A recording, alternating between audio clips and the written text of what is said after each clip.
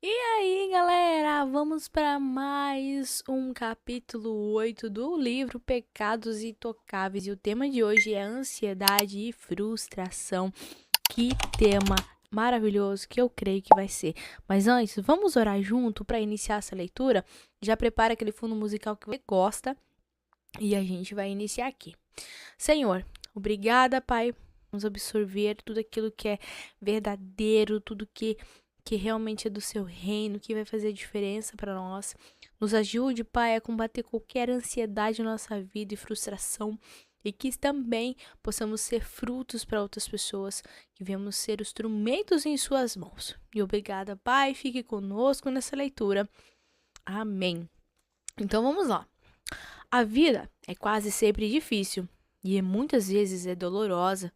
A possibilidade de meu carro pifar durante uma viagem de férias é uma dificuldade. A possibilidade de eu sofrer um acidente e ficar paralítico é um sofrimento. Claro que existe vários graus de dificuldade e, em certa medida, de sofrimento. Dificuldades geralmente ocorrem nas atividades rotineiras e nas próximas responsabilidades que a vida nos traz, ao passo que sofrimento normalmente é gerado por circunstâncias típicas. Nesse capítulo, iremos nos concentrar nas dificuldades do dia a dia e nas reações bastante comuns que se evidenciam em forma de ansiedade e irritação. Ansiedade é um subtítulo aqui para a gente entrar. Há algum tempo eu pesquisei todo o Novo Testamento em busca de situações em que os diferentes traços de características cristãos fossem ensinados por preceitos ou por exemplos. Encontrei 27. Talvez você não se espante ao saber que amor é o mais ensinado 50 vezes. Agora, podemos surpreender com o fato de humildade ter chegado perto 40 vezes. Mas o que me deixou mesmo de boca aberta foi a confiança em Deus, que em todas as circunstâncias pegou o terceiro lugar, ensinado 13 vezes. O apóstolo de confiar em Deus é ansiedade ou frustração. E Jesus falou muito sobre ansiedade. O texto que mais se destaca é Mateus 6, 25 ao 34, que fala em que Jesus faz 5 referências à ansiedade ou à inquietação.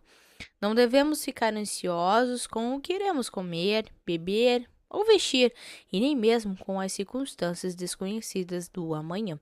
Outra expressão que Jesus usa em relação à ansiedade é não temais.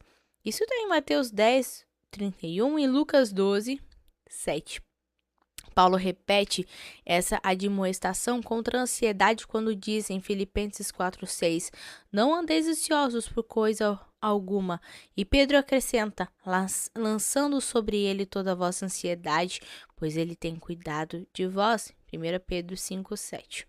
Quando dizemos a alguém não fique ansioso ou não tenha medo, estamos simplesmente tentando encorajar a pessoa ou corrigi-la com a intenção de ajudar. Todavia, quando Jesus ou Paulo ou Pedro, que escreveram por inspiração divina, nos diz: não fique ansioso, tal frase tem a força de uma ordem moral.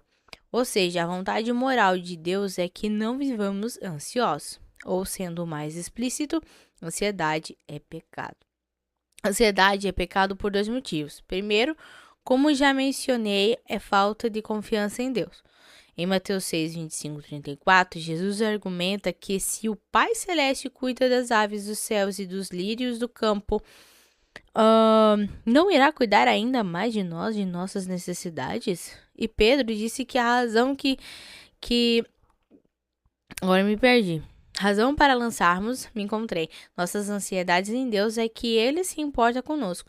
Assim, quando permitindo que a ansiedade me domine, estou, na verdade, acreditando que Deus não se importa comigo e não irá cuidar de mim, da situação e que está me deixando ansioso. Olha só, hein? Imagine que alguém amado lhe diga: não confio em você. Não acredito que você me ame e cuidará de mim. Que afronta! Mas é isso que dizemos a Deus com nossa ansiedade. A ansiedade também é pecado porque significa recusar a providência de Deus em nossas vidas.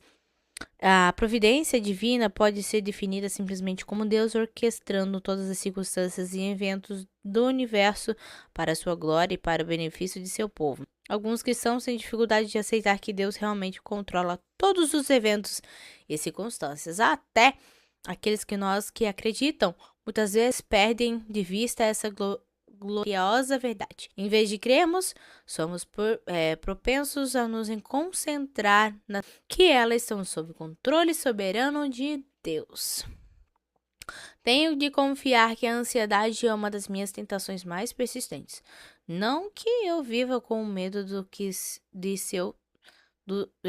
o céu desabar na minha cabeça. Aliás, sou mais tentado a ficar ansioso quando viajo de avião, o que faço com frequência. Quase sempre minhas viagens aéreas envolvem a conexão. Geralmente o primeiro voo que sai da minha cidade está atrasado, o que significa que no próximo ao aeroporto não da minha cidade está atrasado. O que significa... não, desculpa, gente, tô me perdendo. Posso ao aeroporto tenho de correr para não perder a conexão.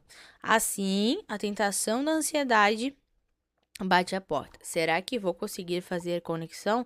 Geralmente sou escalado para dar meus seminários pouco tempo depois de chegar ao destino. Então é importante não perder o voo. Sei que no panorama da vida ou em antes de a gente continuar, já tá seguindo a gente para não perder nenhuma leitura aqui. E outra coisa, se você quiser o livro físico, é só você ir no link da bio. E lá você vai conseguir encontrar o link do Mercado Livre para você poder adquirir o livro. Então, continuando. Meu esquema é chegar no destino na hora programada e relaxar um pouco antes do seminário. E se Deus tem um esquema diferente? E se o plano de Deus é que eu chegue atrasado à reunião ou nem chegue ao lugar programado? Já vivi as duas experiências. Sucumbirei à ansiedade e terei um ataque de fúria. Ou acreditarei que Deus está no controle absoluto da minha viagem e aceitarei o esquema dele, seja lá qual for. Em minhas lutas contra a ansiedade nessa área, cheguei à conclusão de que ela é desencadeada mais pela minha disposição de aceitar em submissão e alegria seu plano para mim do que pela falta de confiança em Deus. Minha tendência é pensar: Senhor, é importante que eu chegue a tempo de dar a palestra. Os responsáveis estão contando comigo. Se eu não chegar na hora, o que eles vão fazer? Mas aprendi a dizer a mim mesmo: Senhor, a reunião é sua. Se o Senhor não me quiser lá, o problema é seu. E o que o pessoal que conta comigo irá fazer também é problema seu. Deus aceita o seu esquema para esta situação, seja ele qual for. Uma das cartas que John Nelton, a quem conhecemos no capítulo 4, escreveu a um amigo, tem me ajudado muito nessa questão de aceitar a vontade e providência de Deus, ou sua agenda. Como costumo chamar, a carta diz: uma das marcas da maturidade cristã que devemos buscar é o contentamento na vontade de Deus, fundamentada na convicção de sua sabedoria, santidade, soberania e bondade. Enquanto nos ativermos a isso, estaremos livres de decepções. Nossa visão limitada e tola de propósitos e desejos pode ser e será muitas vezes considerada desse modo nossa aspiração maior, a mais importante. Que a vontade do Senhor seja feita. Terá que ser realizada. É bastante apropriado que nós, tendo criaturas, quando pecadores, nos sujeitamos aos desígnios do nosso Criador. E como isso é necessário para termos paz, dificilmente pensamos nesse grande feito. E quase sempre não o percebemos. Nossa tendência é fixar a atenção nos motivos secundários e nos causar imediatas dos acontecimentos, esquecendo-nos de que tudo o que nos ocorre estará de acordo com o propósito de Deus. E, portanto, é correto e oportuno em si mesmo, o resultado no bem. A falta dessa compreensão dá origem à impaciência ou ressentimento e aos queixumes, ou seja, reclamações, que além de constituírem pecado, são angustiantes. Pelo contrário, se todas as coisas estão nas mãos de Deus, se até os nossos fios de cabelo estão contados, se cada evento, seja grande ou pequeno, está debaixo de sua providência e propósito, e se ele tem um final sensato, santo, maravilhoso, em vista, ao qual tudo o que acontece está subordinado é subserviente. Então, só nos resta a seguir com paciência a humildade sua liderança e guardar com alegria um final feliz. Como são felizes as pessoas que entregam tudo a Deus, que enxergam sua mão em cada propósito e acredito que suas decisões para elas são melhores do que as que elas mesmas tomariam. Olha só, que carta, hein? Aceitar a vontade providencial de Deus não significa que deixaremos de orar sobre o resultado final. A ordem de Paulo para não ficarmos ansiosos é acompanhada de instrução para orarmos sobre a causa da ansiedade. Filipenses 4:6. E Jesus, diante do sofrimento imediante na cruz, uma angústia que excedeu a qualquer ansiedade que jamais vivenciamos, orou: Meu Pai, se possível, afaste de mim este cálice, todavia não seja como eu quero, mas como tu queres. Em Mateus 26:39 fala disso.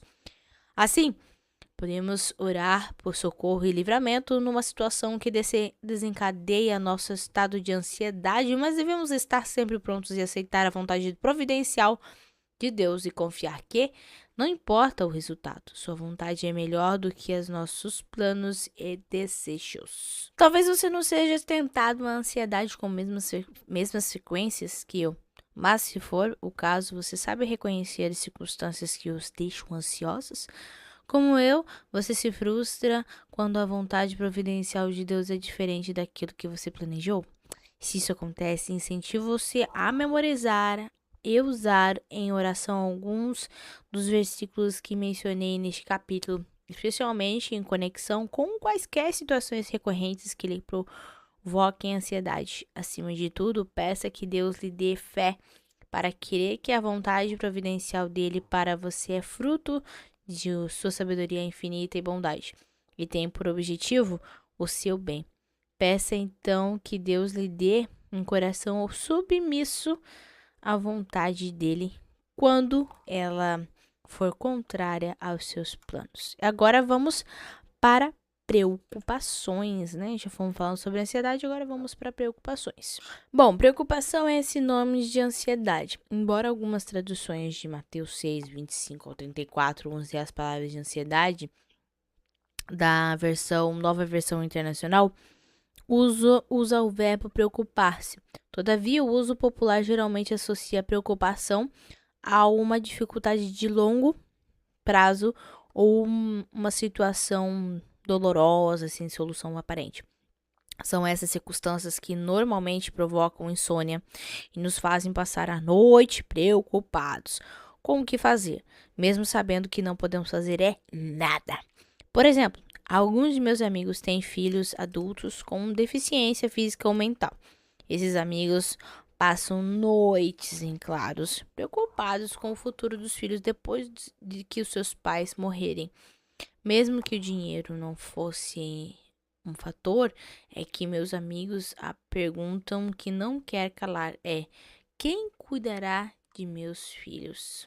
Temos as promessas de Deus e o auxílio do Espírito Santo nas horas de dificuldades. Um amigo que está vivenciando uma dessas situações de longo prazo chamou minha atenção para essa tradução de 1 Pedro 5:7. Jogue todos os pesos da sua ansiedade sobre ele, pois ele tem interesses pessoal em você. Embora muitos considerem essa versão uma parafrase, acho que elas assimilam corretamente o significado do texto. Jesus afirmou que Deus não esquece um simples passarinho, em Lucas 12:6.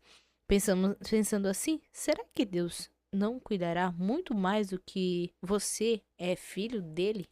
No entanto, a verdade é que muitas vezes a situação de amplia aos nossos olhos e fica maior que as promessas de Deus e achamos difíceis acreditar no que ele prometeu. Nessas horas, o pai de um menino com possessão demoníaca me encoraja bastante. Eu creio, ajuda-me na minha incredulidade. Em Marcos 9:24. Existe uma vasta diferença entre incredulidade obstinada, como o do povo de Nazaré, cidade natal de Jesus, Marcos 6:5-6, e a fé laborosa desse pai. Deus respeita nossos esforços e o Espírito Santo viverá em nosso auxílio. O importante é honrar a Deus com nossa fé, mesmo fraca e vacilante, e não desonrá-lo com nossa incredulidade escancarada. Agora vamos falar sobre frustração. O pecado da frustração é bem parecido com a da ansiedade ou a preocupação. Enquanto a ansiedade está relacionada ao medo, a frustração geralmente acontece quando ficamos contrariados ou até irritados com alguém ou alguma coisa que atrapalha nossos planos. Talvez eu tenha de imprimir um documento importante direto do computador, mas minha impressora só imprime um monte de baboseira. Em vez de acreditar que Deus está soberanamente no controle do meu computador e que tem um bom motivo para deixar que a máquina não funcione direito, fico frustrado. Na verdade, essa reação tem suas raízes na minha descrença no momento, pois na hora eu me comporto como se Deus não estivesse nem aí comigo ou com minhas circunstâncias. Deixo de reconhecer a mão invisível de Deus por trás do que desencadeia a minha frustração. No calor da emoção, sou levado a não pensar nem um pouco em Deus. Fico totalmente concentrado na causa imediata da frustração. Um texto que tem me ajudado bastante a lidar com a frustração é o Salmo 139:16. Todos os dias determinados para mim foram escritos no teu livro antes de qualquer deles existir. Dias determinados para mim. Se refere não apenas à extensão da minha vida, mas também a todos os eventos e circunstâncias de cada dia da minha existência. Esse é um pensamento extremamente encorajador e reconfortante. Dessa forma, quando algo frustrante me acontece, recido logo o Salmo 139:16 e digo a Deus, essa situação é parte do seu plano para a minha vida hoje. Ajuda-me a reagir com fé e de modo que honre tua vontade para mim. E por favor, dai-me sabedoria para lidar com as circunstâncias que engatilha a frustração. Preste atenção nos recursos que usei para lidar com a situação que me irrita. Textos bíblicos específicos de dependência do Espírito Santo revelados por meio da oração que me capacita a reagir de maneira verdadeiramente cristã. Oro então por sabedoria para lidar com a situação. Afinal, em minha ilustração sobre o computador, o documento importante tem a mesma de ser impresso. Sempre é bom perguntar a Deus se existe algo que tenha de aprender ou o que necessite da minha atenção. Às vezes Deus usa os acontecimentos que nos cruzam para chamar nossa atenção ou nos fazer crescer em determinada área da vida. Seja como for, nada nos acontece que não tenha vindo, em última instância, da mão invisível de Deus, ainda que o meio usado para tal tenha sido uma causa visível. Bom, no entanto, gostaria de repetir o que disse ou deixei transparecer nesse capítulo. Tanto a frustração quanto a ansiedade são pecados. Não devem ser tratadas como pouco caso ou descartadas como reações normais às situações difíceis de um mundo caído. Dá para imaginar Cristo todo ansioso ou frustrado? E tudo em nossa vida que não for parecido com Jesus é pecado. Concordo que neste mundo nunca ficaremos totalmente livres de ansiedade e frustração. Pelo menos acho que não. Não devemos, porém, jamais aceitá-las como parte do nosso temperamento, da mesma forma que não aceitamos o adultério como parte dele.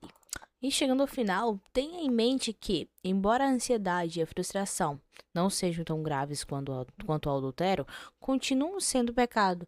E todo pecado é coisa séria aos olhos do Deus Santo. Então, comente aqui Deixa nos comentários o que você achou dessa leitura. Que Deus abençoe. E eu te espero no próximo capítulo, que é o capítulo 9, que vai falar sobre insatisfação. Deus abençoe e até mais.